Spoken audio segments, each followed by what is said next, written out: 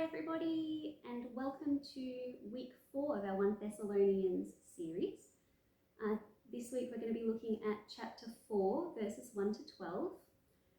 So far Paul has been really encouraging to the Thessalonian believing community. He seems to be really happy with them. I think they must be a bit of a breath of fresh air for him since maybe the Jews and their opposition and persecution he's been receiving from elsewhere. But when he talks to the Thessalonian church, he seems to be blown away by the good reports that he hears about them. And that's something that we read about last week with Timothy's glowing report of the Thessalonians. But this week, Paul sort of changes direction a little bit and kind of goes into teaching mode. And his focus is on Christian holiness. So how to please God rather than themselves. And he does this in a really encouraging way. It's kind of like how a parent would speak to their children, saying, well done, you're doing such a great job. Perhaps next time, these are some strategies that you can use to do even better. Paul's not happy for them to just settle. He's not going to let them just stay the same, but he wants to see growth in their life. He wants to see them bear even more fruit for Christ. And he does talk about them growing in sanctification and holiness. But I think it's important to clarify that he's not talking about their salvation. So Paul is pretty clear elsewhere that salvation is bought by believing in the work that Jesus has already done. Christ already paid for their sins at the cross, and their salvation comes through Christ alone, through believing in him. So as this passage talks about growing in sanctification, he's just talking about how they can live by the example that Jesus gave, how they can grow in their Christian walk, how they can be, how their actions can be pleasing to God.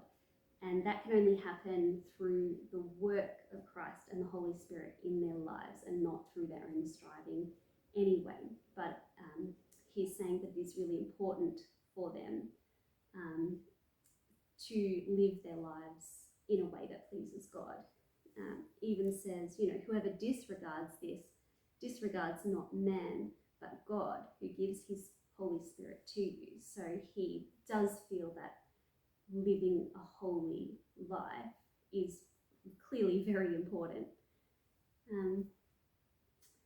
So this week there is a podcast that is up in the notes. The link should be there in the notes for you to listen to. I think it explains the passage quite well, and the only thing I would say is he does speak as if he's got an audience of men, but I think it's just as applicable to us women. And also in the last minute and a half, he talks about verse 12. And verse 12 sort of focuses on living a quiet life. And his interpretation of the passage is different to how I would have interpreted that. But I think that's one of the really good things about us having a discussion on a Thursday night. We can talk about it and see what you all think of it, how you would have interpreted it, what you think Paul is trying to get across in this passage. I've also linked another article in the notes. It's optional, there won't be any questions about it on the night or anything, but I just thought it was a good supplementation to what we're learning. It also explained things quite clearly. So I think, that's pretty much it for this week. So 1 Thessalonians chapter 4 verses 1 to 12, the podcast, and the optional article as well.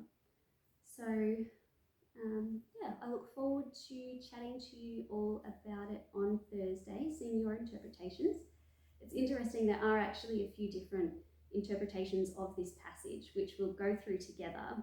I think the translation, there must be some difficult words to translate into English. There mightn't have just been, quite the right one. So scholars are a bit divided about exactly what the passages mean, and anyway, it's it's something that we can discuss in more depth on Thursday. So looking forward to seeing you then.